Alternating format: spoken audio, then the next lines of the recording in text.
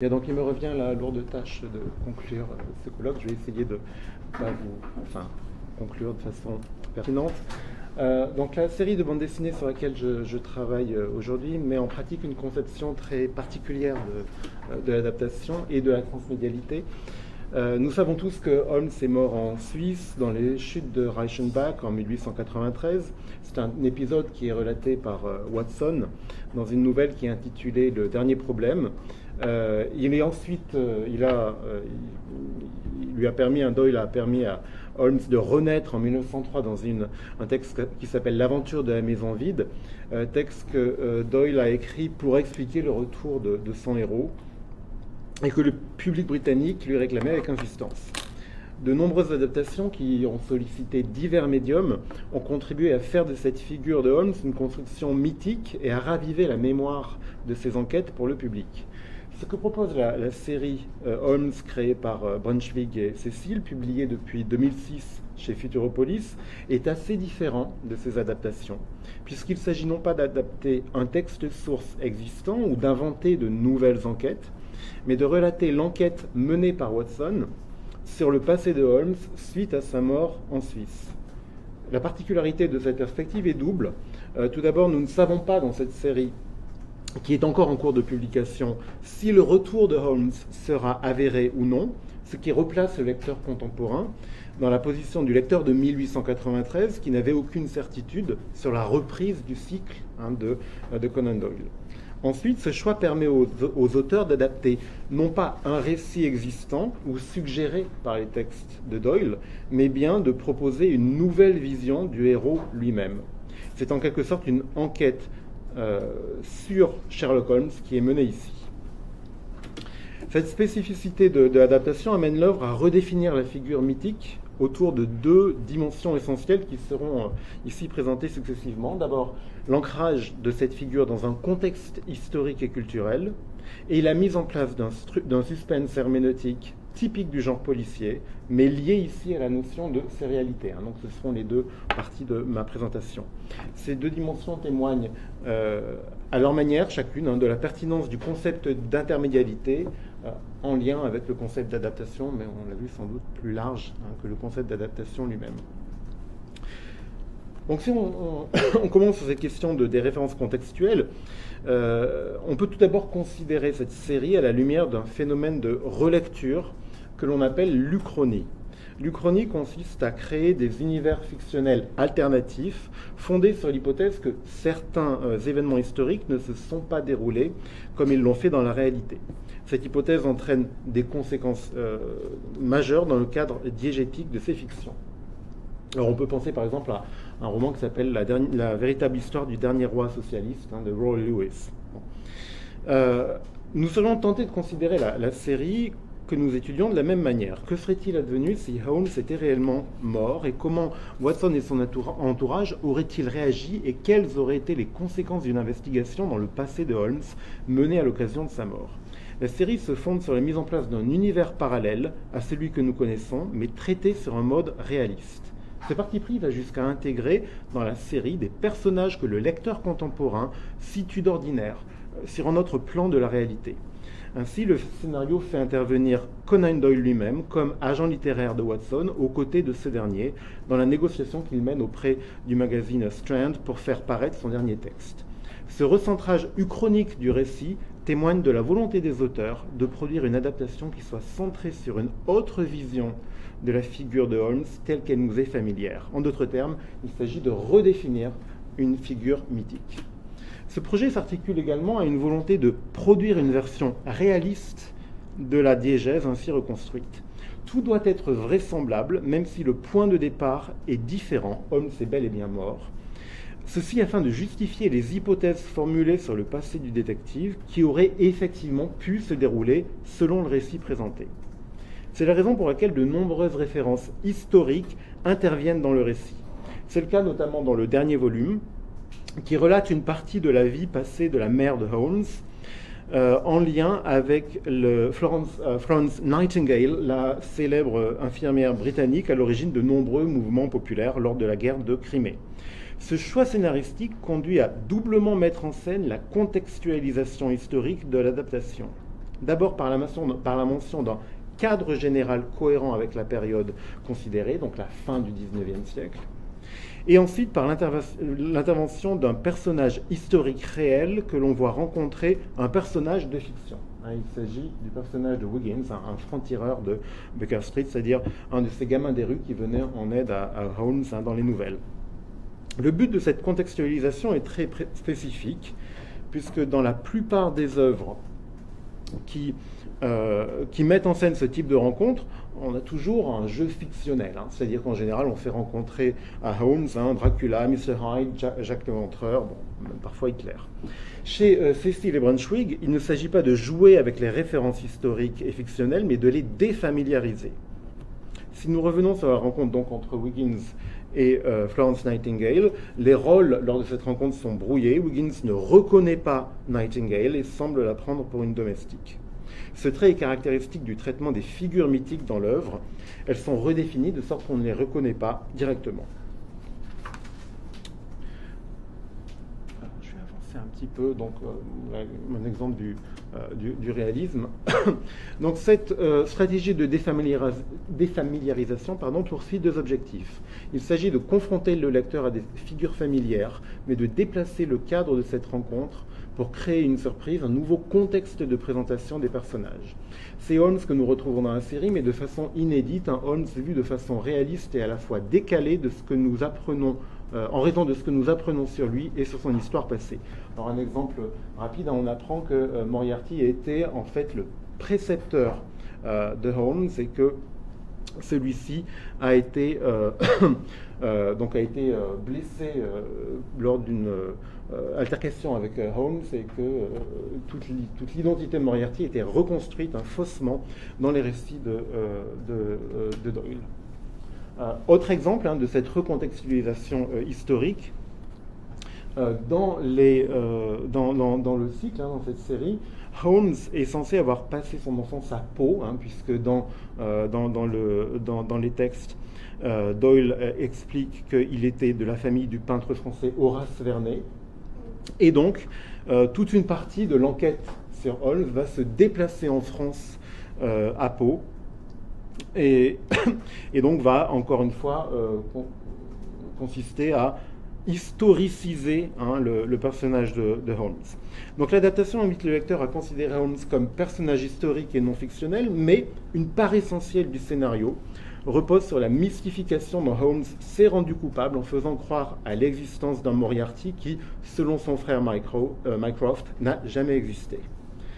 Donc je vais essayer maintenant de passer à une deuxième partie qui va examiner non seulement le contexte culturel d'adaptation, mais également la manière dont cette adaptation repose sur des processus formels.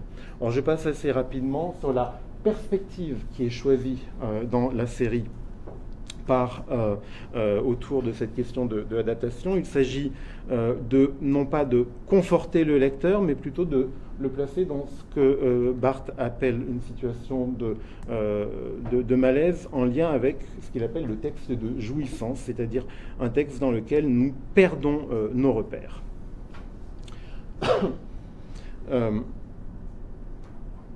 Nous savons donc, je reprends ici, nous savons que le suspense herméneutique est un fondement essentiel du genre, puisque la forme narrative policière repose sur la rétention du récit sur la rétention par le récit d'une solution à la situation criminelle. Donc cette rétention est justifiée le plus souvent par la présence d'un filtre narratif, c'est en général Watson. Alors pour le dire très simplement dans les termes d'un critique, ce n'est qu'en parlant de Holmes sans le comprendre qu'on peut le créer. Donc ma question ici, ça va être de savoir comment cette formule est transposée dans la bande dessinée. Cette formule visant à la rétention de l'histoire criminelle par le récit est transposée dans la série de façon tout aussi propre au cinéma qu'à la bande dessinée par l'utilisation d'un passage régulier d'un lieu à un autre de l'histoire, ce qu'on nomme au cinéma le montage alterné. Tandis que Watson part en France enquêter sur le passé de Holmes à Pau, Wiggins, l'ancien franc-tireur de Baker Street, enquête auprès d'un certain Dr. Parks à Londres sur le passé de la mère de Holmes.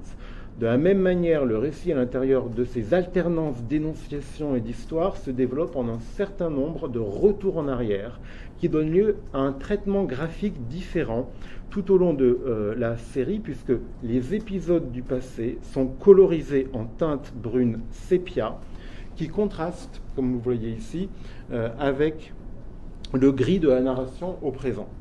Nous pouvons voir un exemple de cette technique ici, lorsque Wiggins s'entretient avec l'infirmière au service du Dr. Parks et examine une photographie qui met en scène le Dr. Parks et Florence Nightingale, et donc c'est une photo qui renvoie au passé et donc qui est colorisée dans cette teinte brune qui tranche avec le gris du présent. Cette technique est reprise tout au long de la série et crée parfois un effet de surprise, notamment au début du volume 4, lorsque, lors de l'épisode au cours duquel le Dr. Parks rencontre Florence Nightingale à Scutari, sur la côte turque lors de la guerre de Crimée. Ce qui est remarquable est la manière dont cette alternance de récits, c'est encore une fois ce montage alterné, est pratiquée, puisque la représentation du montage alterné, ou la présence de ce montage alterné, est révélée uniquement a posteriori, c'est-à-dire que nous avons d'abord ce témoignage, puis nous comprenons que ce témoignage est relaté par un personnage qui est Wiggins, lui-même qui est en train d'écrire à Holmes dans une lettre qui était en train d'écrire à Watson dans une lettre que Watson est en train de lire à Pau. Donc je passe un petit peu plus vite ici. Il s'agirait ici donc en fait d'une sorte d'adaptation du suspense policier. On aurait un retard volontaire dans la révélation de la véritable nature de l'énonciation. Cependant, deux éléments viennent teinter cette narration d'ambiguïté. Tout d'abord, le choix de la couleur, ou plus précisément du dégradé de brun, qui est un choix opéré pour ce qui concerne les scènes du passé, s'avère problématique dans le volume 2, notamment dans la scène où le personnage de la mère de Holmes, la future femme donc de Sidger Holmes, observe le tableau qui trône dans la cage d'escalier de la demeure de ses parents. C'est un tableau qui représente censément une scène de bataille napoléonienne, et nous sommes déjà donc dans un contexte passé en relation avec l'enquête de Holmes et Wiggins. Cette scène est colorisée en teinte sépia brune, c'est ce que vous voyez autour, mais la scène représentée dans le tableau est colorisée en teinte qui inclut du bleu, du blanc et du rouge. Il semble donc que plus le récit s'oriente vers le passé, plus il prend les tons de la vie réelle, du gris au brun, à la couleur finalement. Par cette progression surprenante, comme si le retour en arrière nous faisait pénétrer non pas une reconstruction du réel, mais plutôt la texture authentique du réel, le dispositif qui est choisi met en perspective une problématique touchant à la représentation, qui ne semble atteindre à la vérité que lors de brèves incursions dans le passé, mais qui se caractérise le plus souvent par une monochromie, symbolisant le difficile effort de capture du réel. Ce dispositif spécifiquement graphique colore la narration pour la charger d'une attente particulière chez le lecteur, qui n'attend plus uniquement la solution de l'énigme criminelle dans le récit final, comme dans le modèle littéraire initial, mais qui peut voir surgir cette bribe de réalité venue du passé à tout moment, incluse dans une narration qui comprend des niveaux et des temporalités multiples. Donc ces niveaux sont représentés par ces changements de couleur. Une autre conséquence de ce montage alterné dans la série est à rattacher à la pratique du chant contre chant au cinéma. Le chant contre chant, tout comme le montage alterné, suppose l'établissement d'une tension entre deux points d'origine du regard, et le choix inéluctable entre ces deux points d'origine. Lorsque nous suivons un récit dans un montage alterné, l'autre récit nous apparaît nécessairement investi du mystère, du hors-champ et de l'absence. De même qu'une scène de dialogue entre deux personnages tournés en champ contre champ renvoie dans le hors-champ un personnage objet observé par un autre personnage sujet qui constitue le point d'origine du regard. C'est ce que la série Holmes exploite, non seulement par ce dispositif du montage alterné, mais également par certaines scènes qui thématise l'emploi du hors-champ comme l'expression d'une insuffisance constitutive du récit de Watson. Ainsi, au tout début du volume 3, nous suivons un dialogue étrange entre Watson et Holmes, c'est celui qui est ici suggéré, alors que Watson vient de se recueillir sur la dépouille de son ami. Et cette scène étrange trouve bientôt son explication dans le fait qu'elle constitue, comme cela est révélé a posteriori, un rêve, ou plutôt un cauchemar, fait par Watson lors du voyage en bateau qui le mène à Pau. Le rôle du hors-champ apparaît clairement lorsque Watson se réveille de ce cauchemar et hurle le nom de Holmes au moment précis où Holmes sort du cadre de la case. Cette utilisation très dramatique du hors-champ vise à exprimer la dépendance totale de Watson envers l'image et envers le souvenir de son ami, ainsi que la limitation excessive que représente le filtre subjectif appliqué à l'histoire par le récit du personnage. Au final, les procédés formels examinés ici se concentrent autour d'une notion clé qui est celle du hors-champ cognitif comme source du suspense herméneutique. J'entends ici non seulement la pratique graphique du hors-cadre, mais plus généralement l'ensemble des dispositifs qui renvoient aux signaux présentés par l'œuvre d'une incomplétude dans la représentation. L'alternance des récits, par exemple, qui dit l'impossibilité d'une vision globale, la présence des couleurs réservées à la figuration d'un passé méconnu, et la suggestion du hors-cadre comme signe d'une irréductible incompatibilité entre le récit et ce qu'il souhaite montrer. À travers ce dispositif très cohérent, la série se construit autour d'un échec relatif du dire face au réel, échec qui était déjà bien sous-jacent au fondement des récits de Conan Doyle. Et alors, je n'aurai pas le temps de parler rapidement de cette question de la sérialité. Très rapidement, le texte exploite cette question de la sérialité avec une sorte d'utilisation relativement classique des cliffhangers, mais qui sont révélés notamment comme une sorte de référence au modèle initial de publication des textes. Alors il faut voir quand même qu'ici il y a une distinction entre la publication originelle, puisque vous savez que dans les textes originaux, le narrateur, le personnage de Watson, raconte les enquêtes toujours après coup. On est toujours en narration ultérieure. Or ici, on est en narration simultanée, c'est-à-dire que nous suivons l'histoire au moment où elle se déroule et donc nous n'avons aucune certitude quant à la survie du personnage principal. Donc c'est quelque chose qui à la fois est une référence mais une déformation du texte source.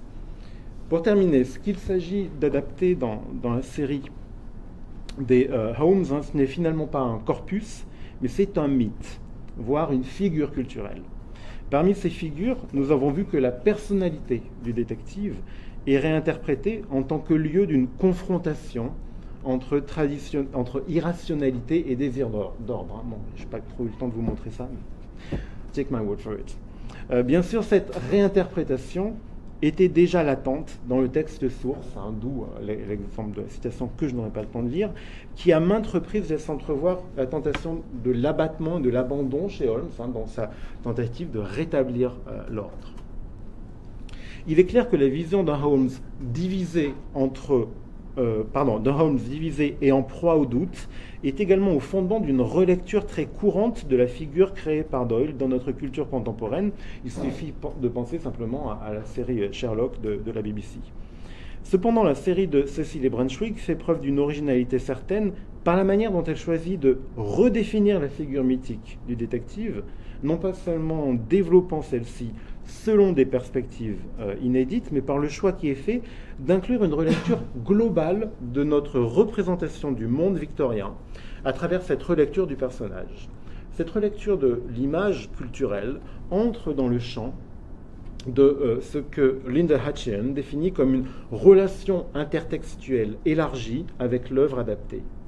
Il ne s'agit pas de retrouver le déroulement d'un récit source, mais de mettre au jour les liens de ce récit initial avec l'époque contemporaine où se pratique la relecture, ou bien avec des dimensions jusque-là insoupçonnées de l'univers diégétique initial. Le Holmes de cette série nous amène de façon inattendue à rencontrer Florence Nightingale, et à travers elle, certaines problématiques, par exemple sociales et environnementales contemporaines.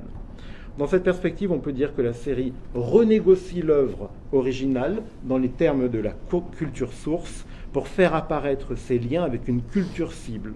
Il s'agit donc bien d'une variation culturelle qui vise à mettre au premier plan certaines préoccupations caractéristiques de la culture pour laquelle l'œuvre est adaptée. Je vous remercie.